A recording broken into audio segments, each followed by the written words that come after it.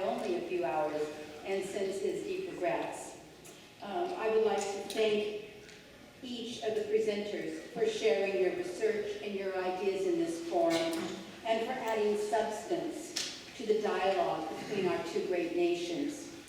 Your work helps our citizens and our governments to better understand one another, and that is a worthy goal in every period of history.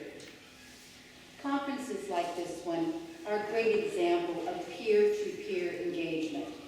My hope is that the conversations that take place over the next 2 days and the relationships and the cooperation that are started here or strengthened here will continue long after the conference and the participants return home to their home countries and to their home institutions. Looking at the impressive list of presentations to be delivered at this conference, I note that the range of topics and people who figure in the grand narrative of U.S.-Russian relations, heads of state, diplomats, politicians, political scientists and historians, journalists and publishers. Our shared history is replete with colorful characters, deep thinkers, and outstanding practitioners. I have also been struck by how much perceptions between our two countries have evolved over time. Our bilateral relationship is in constant ebb and flow as world events, economic shifts, leadership changes, conflicts and resolutions, and people-to-people contacts emerge and change over time. It is part of our human DNA that we continue to hope that, with time, the evolution of these relationships will improve on the past. It is heartening to know that historians are already studying the established areas of bilateral cooperation of our time, expanding non-proliferation, countering violent extremism, ensuring environmental safeguards, establishing security in fragile regions of the world, exploring the frontiers of space. The list goes on. I salute the importance of the serious inquiries to be made here over the next 2 days, as you reach back over the years to explore the shifting relationships and perceptions between the United States and Russia. I also want to reach forward and talk about the next generation, whose perceptions will either keep us apart, constrained by stereotypes of the past, or bring us to even greater levels of cooperation and understanding based on real experience and real understanding. Young Americans and young Russians are eager to be engaged more meaningfully in the world. I see some young Russians back there. I assume you're students? Great. It's great to see you here this morning. I want to underscore the role we all play as mentors to this generation on the importance of encouraging our youth on both sides of the Atlantic to take full advantage of new opportunities that are available in our global society. I guess I should also say on both sides of the Pacific, given that that is where our border is the closest. Approximately a week ago, I had the great honor to attend a reception at Spaso House, which celebrated the 20th anniversary of the Future Leaders Exchange Program, or FLEX, as it is commonly known. Over the past 20 years, approximately 8,000 Russian teenagers have traveled to the United States to study for a year in an American high school, to live with an American family, and experience the richness and diversity of American culture. Likewise, many thousands of Americans have been introduced to the brightest young people in Russia. When we talk about shaping perceptions of each other's countries, I can't think of a more effective program in introducing the next generation to the world beyond their borders. The American Embassy is exploring how we can grow the various exchange programs that we manage, something that is particularly challenging in the current economic climate.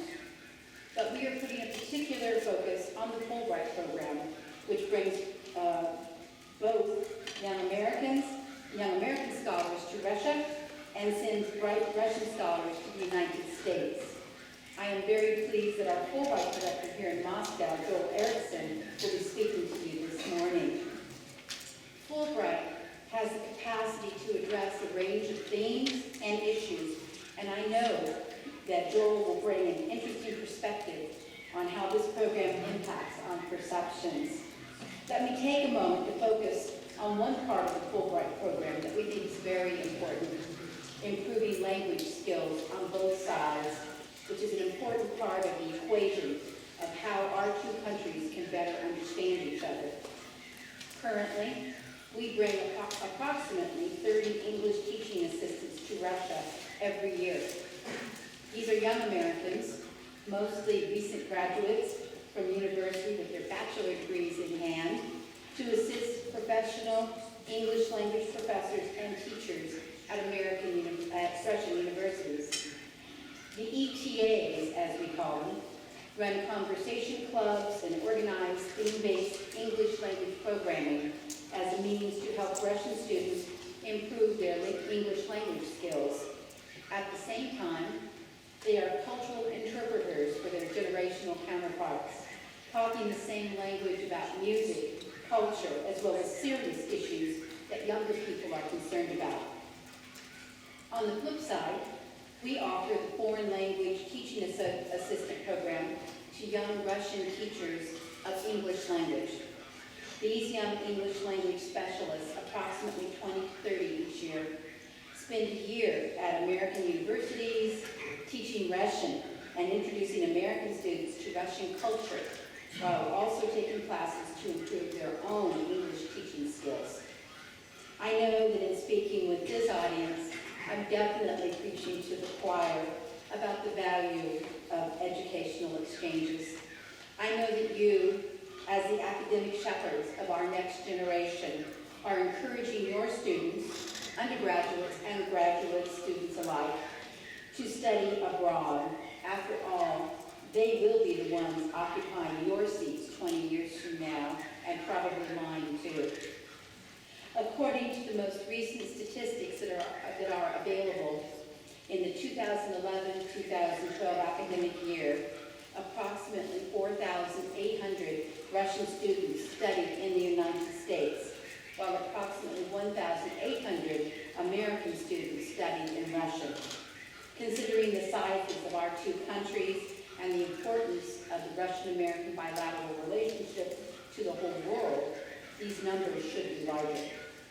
So our challenge, as I see it, in the context of shaping perceptions of each other's societies, lies partially in the work we can do to promote exchange programs for young people, encouraging all of our students to focus on their foreign language skills and to seek every opportunity they can find to get abroad, to explore the world. In so doing, they will not be as susceptible to uninformed or unbalanced criticism, and they will have a greater capacity to look upon new issues and challenges within a context of mutual respect that comes from first-hand knowledge and personal involvement. In a perfect world, this mutual respect should be at the heart of evolving perceptions of Americans by Americans of Russia and of Russians of the United States. So in closing, I applaud the mutual respect that has convened this conference today and wish you all the very best in your valuable discussions over the next 2 days. Thank you very much.